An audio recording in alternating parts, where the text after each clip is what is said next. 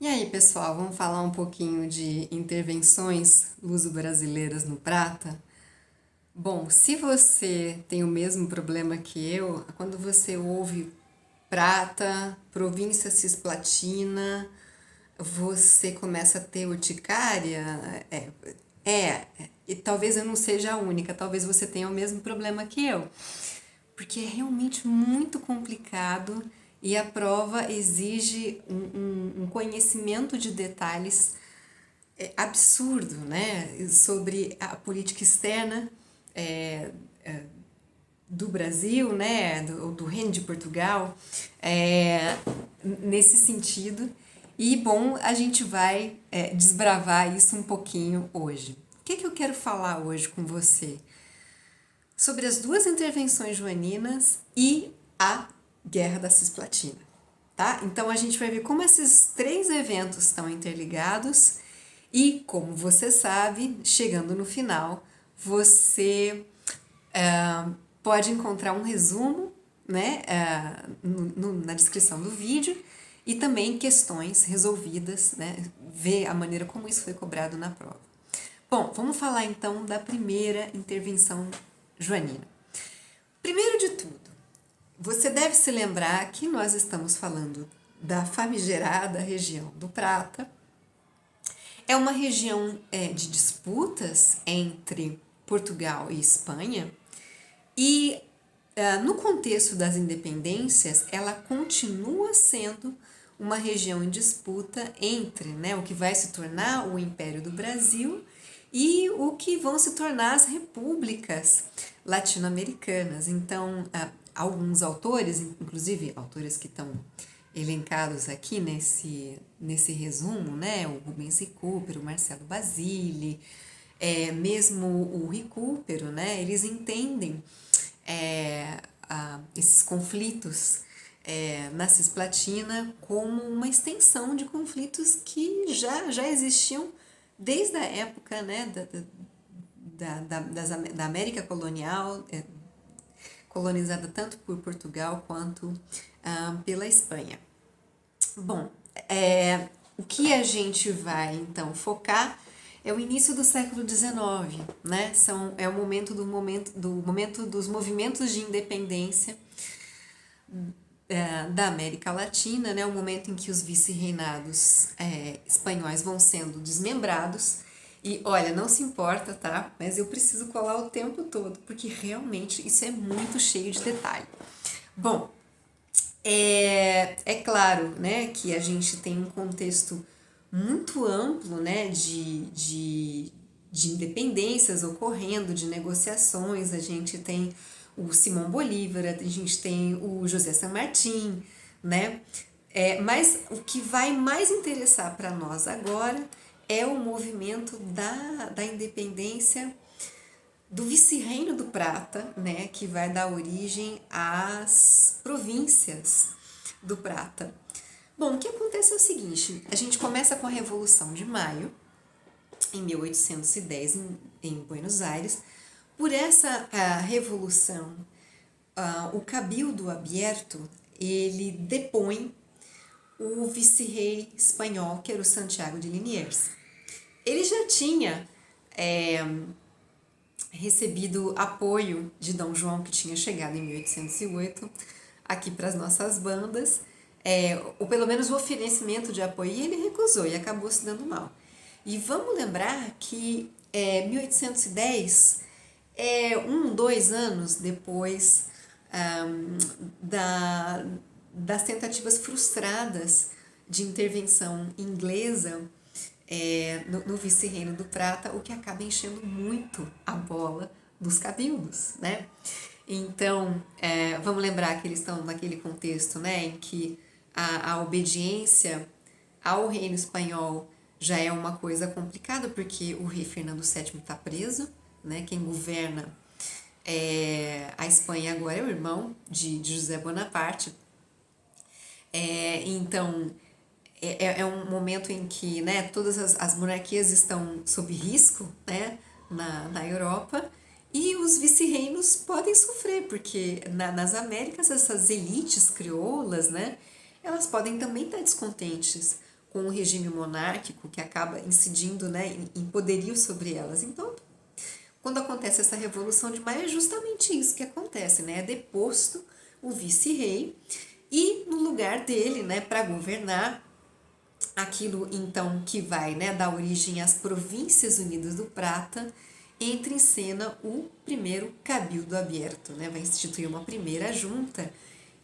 E aí, então, quem são as províncias que estão aderindo, né, a esse Cabildo Aberto? Então, a gente tem Buenos Aires, tem Entre Rios, tem Corrientes, tem Santa Fé, tem Córdoba, né? E um movimento que está ganhando muito prestígio, né? Muita força política. Bom, mas a gente não pode esquecer que essas independências, elas não vêm sozinhas, né? Então, aquilo que a gente está chamando aqui, né? A gente está compreendendo como vice-reino do Prata, a partir do momento em que começam essas independências, ele começa a se desmembrar. Então, outras regiões que estavam ali incluídas, como o Alto Peru, né, que é uma partezinha da Bolívia, o Uruguai e o Paraguai também vão requerendo as suas autonomias em relação a Buenos Aires. E vão criando suas próprias juntas, vão criando seus próprios governos. E aqui o que interessa para nós, então, é a criação da Junta de Montevidéu. Vamos explicar isso direito. Bom, nós temos um governador da província, então, né, a Banda Oriental, a província Cisplatina, que é o que corresponde ao Uruguai hoje, que é o Javier Elío. Nesse contexto, né, de independências ebulindo, né, na América Latina, ele vai criar a sua própria junta, uma junta de Montevidéu, né, e vai tentar manter uma certa autonomia. Uma autonomia em relação ao Cabildo Aberto de Buenos Aires, uma autonomia em relação à Espanha, né, que afinal de contas agora está dominada também, e uma autonomia de modo geral em relação ao próprio vice-reino do Prata que está se dissolvendo. Mas, por outro lado, o Javier Elío, ele entende que esta autonomia não é nem um pouco segura, né? Aliás, ela é até de certo modo forçada, né? Porque, veja, é difícil saber a quem obedecer nesse momento. Bom, há uma junta de revolucionários em Buenos Aires, acho que não é seguro, não vou topar com esses caras. Quem está governando a Espanha nesse momento, que é o irmão do Napoleão Bonaparte, nem pensar, meu rei está preso. E pior de tudo, na Espanha, quem está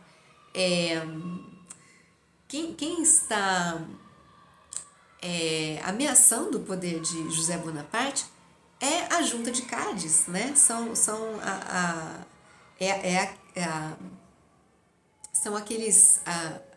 aqueles líderes locais, né, que também querem a independência da Espanha do domínio de Napoleão Bonaparte, que vão se juntar em Cádiz, em breve vão dar origem em algum tempo vão dar origem à Constituição de Cádiz, né? Então, assim, nesse contexto todo, que ele não sabe se ele obedece Cádiz, se ele obedece Buenos Aires, os dois são juntas, né, que revolucionárias. O rei está preso, Napoleão, José Bonaparte nem pensar. É uma autonomia, mas ela é quase forçada, né? Assim, como eu vou saber a quem obedecer num contexto desse? Só que essa autonomia é perigosa para Elío, é perigosa para a Banda Oriental, porque é uma região pequena, então logo alguém vai querer dominar. Elío tem a brilhante ideia de pedir ajuda para alguém. Adivinha quem? Quem? Dom João. Dom João, olha, se tem alguém grande na sala para me proteger agora, é o Dom João, né? É o vice-reino, né? É do Brasil. É um império, né? Assim, então, quem sabe se ele vier me proteger, se eu pedir essa ajuda, as Províncias Unidas do Prata não vão querer me tomar de volta. É uma tentativa.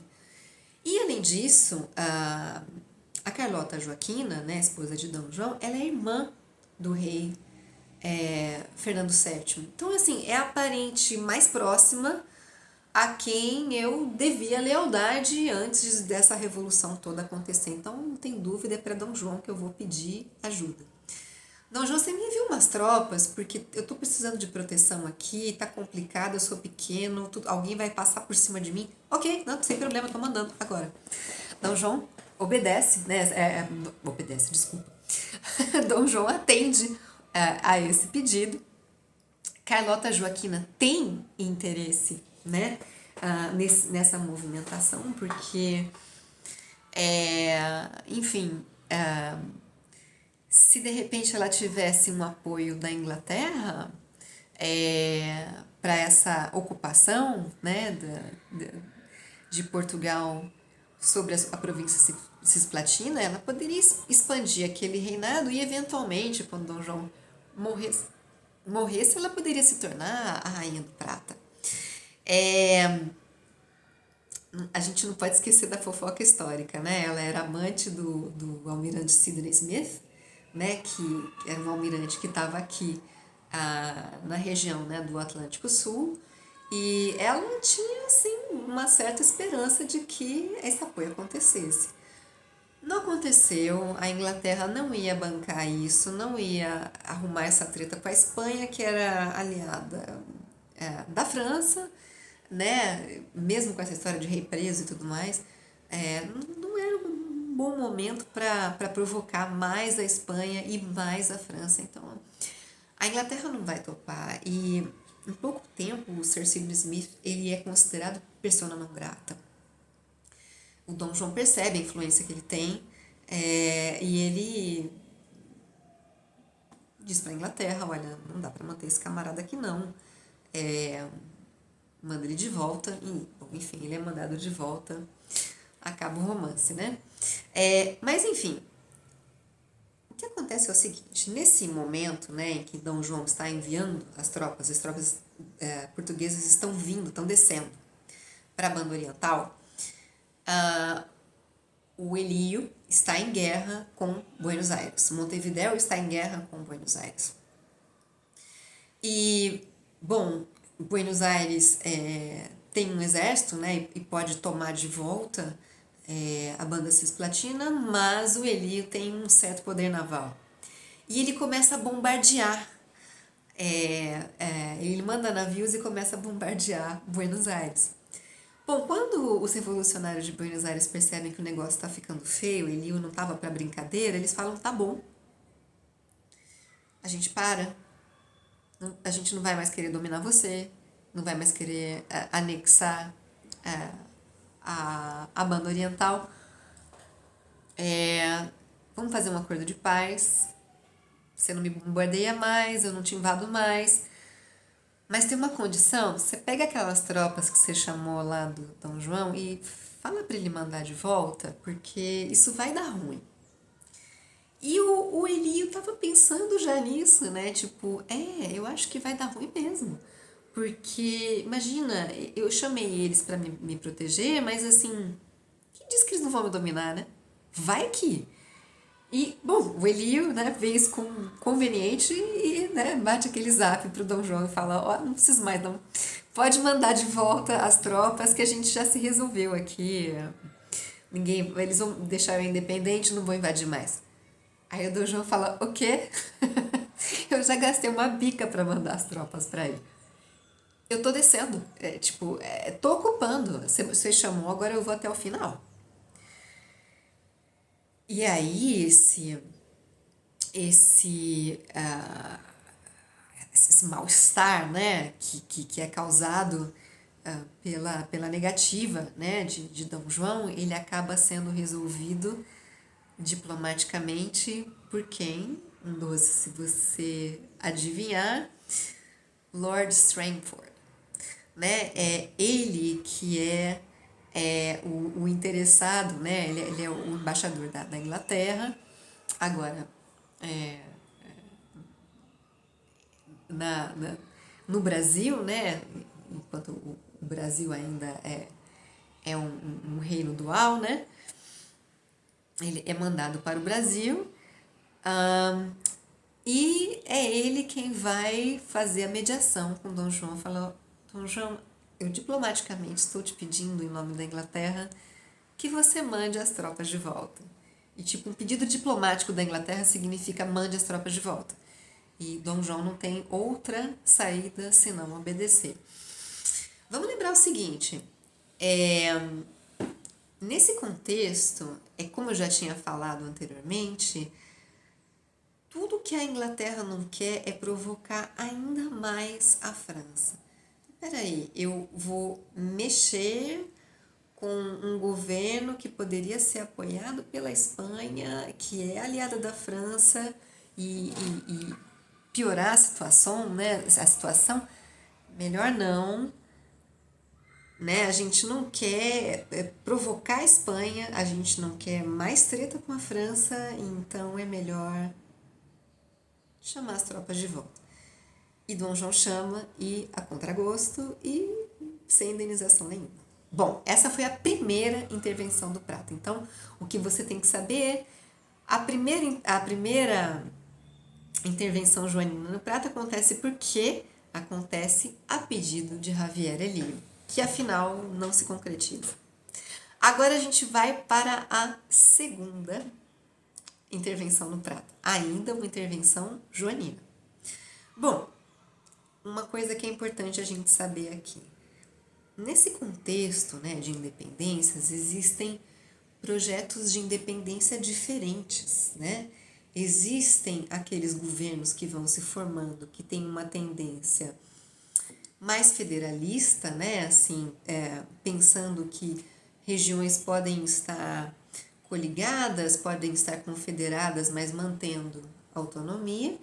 E existem projetos centralizadores, e um dos projetos centralizadores é justamente o projeto de Buenos Aires. Então, esses cabildos, né, que antes, né, lutavam contra a opressão espanhola, aliás, ainda estão em luta contra a opressão espanhola, não são uniformes, né? Existe uma disputa de poder em relação a isso.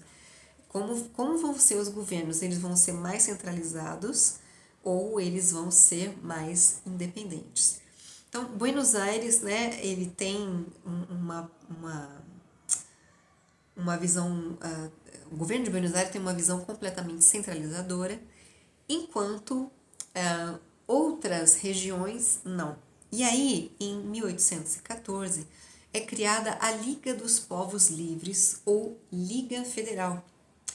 E essa liga é liderada por Artigas, José Gervásio Artigas. Eu vou te falar quem estava querendo fazer parte dessa liga.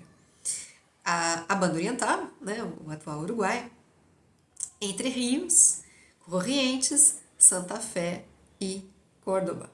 Tá? Então é o Uruguai quem começa a tomar a frente de um novo modelo de governo, um modelo federalista, e que ameaça o poder de Buenos Aires. E o Artigas, ele era um sujeito que hoje você chamaria de um esquerdista. Ele tinha ideias como reforma agrária, distribuição, autonomia das regiões. Então, era assim aquele líder que a história geralmente faz dar errado, né? Assim, é difícil uma liderança como essa, né, que tem um projeto dessa envergadura ter muito sucesso. A gente já viu que nem sempre dá certo. E é o que acontece mesmo, né? Assim, o Dom João, em 1616, vai lá, manda as tropas de novo e agora é para valer. E agora não adianta mais a Inglaterra falar que ela não quer. E qual que é a desculpa de Dom João? Esse Artigas baderneiro. Esse Artigas, como é que fala? Que é balbúrdia, né? Tá fazendo balbúrdia. Essa balbúrdia democrática, né? Ou colocando nos próprios termos, né?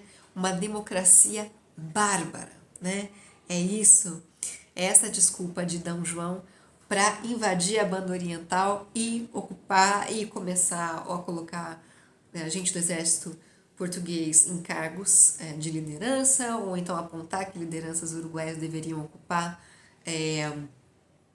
titularidade de dirigentes na região. Enfim, em pouco tempo, Portugal domina, né? Até que em 1821 a banda oriental é incorporada ao Reino Unido de Portugal, Brasil e Algarves como província cisplatina, né? Estamos pertinho da hora do Dom João deixar o posto, né, e voltar para Portugal, mas ele consegue fazer isso antes de ir embora, que é anexar então a banda oriental, né, que se torna a província cisplatina do Reino Unido, né, de Portugal, Brasil e Algarves.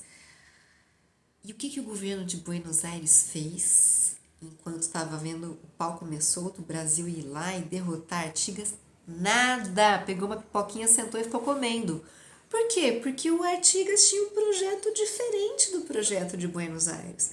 Buenos Aires tinha, lembra? Tinha um projeto centralizador e Artigas tinha um projeto federalista. Era coisa de comunista, né?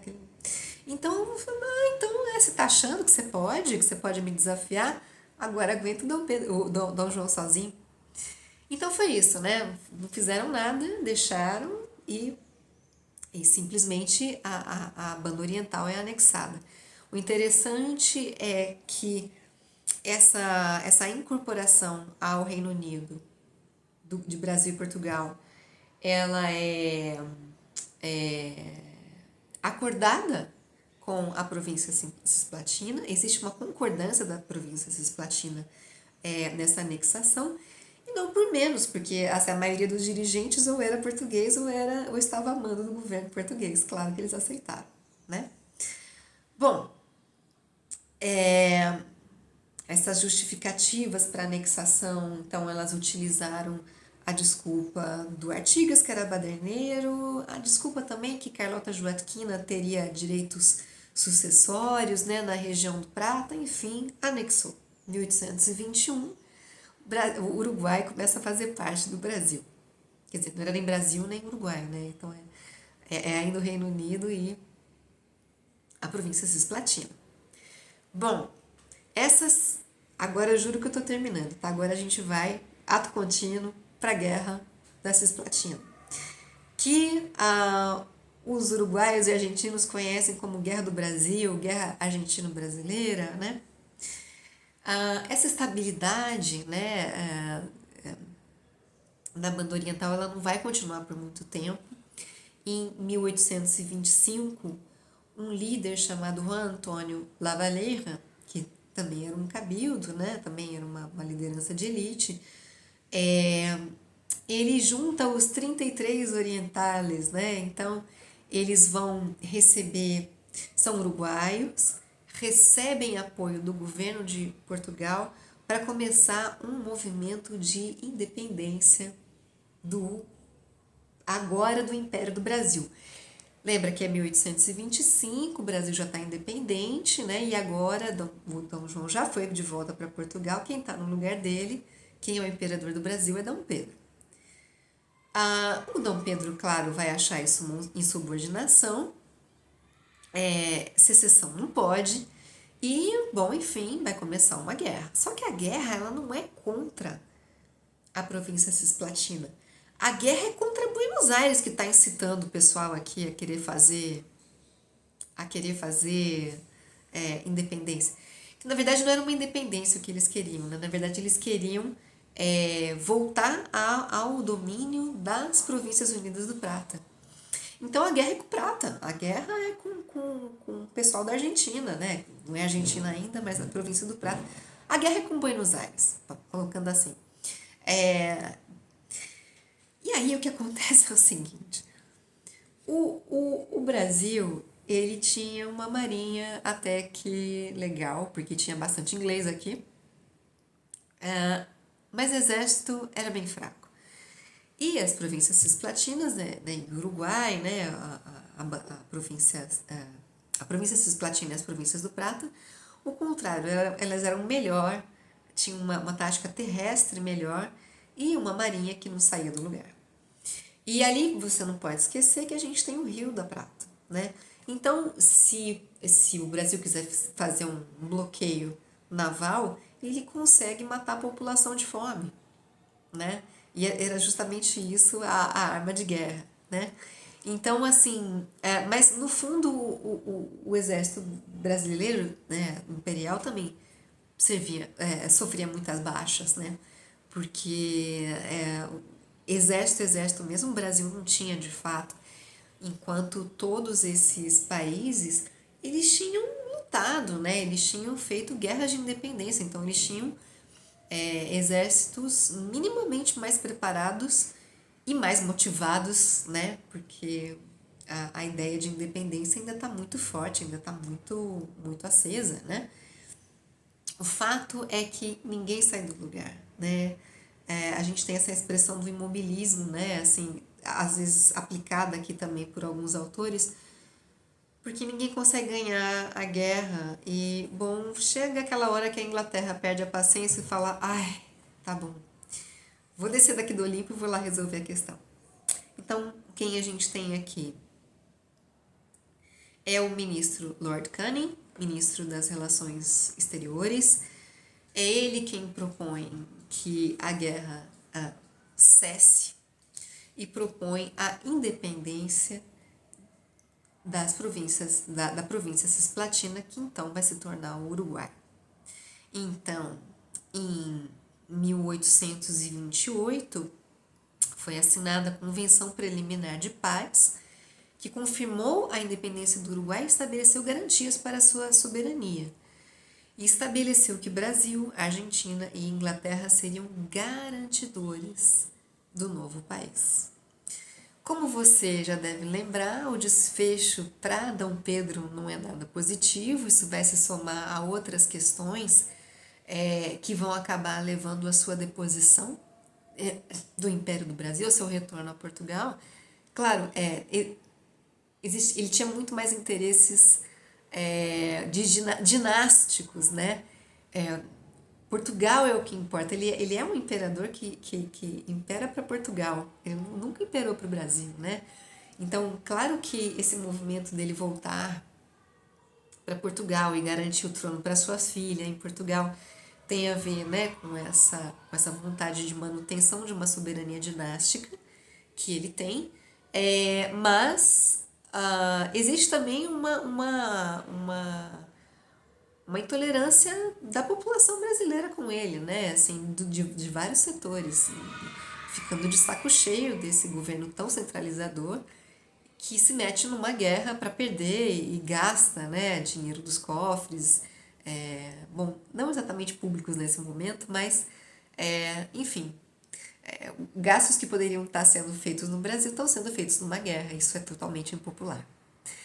Falei pra burro hoje quase meia hora, para uns videozinhos que era para dar de 10, 15 minutos. Mas, gente, olha, o pacote vem com as 2 intervenções joaninas e mais a Guerra Cisplatina. Em vez de 3 vídeos, eu fiz um só. Bom, eu peço desculpa por ter sido tão longo, mas o assunto realmente ele era grande. Agora você tem material para estudar e você tem algumas questõezinhas aqui resolvidas. Eu espero que tenha contribuído com os seus estudos. Tchau, tchau.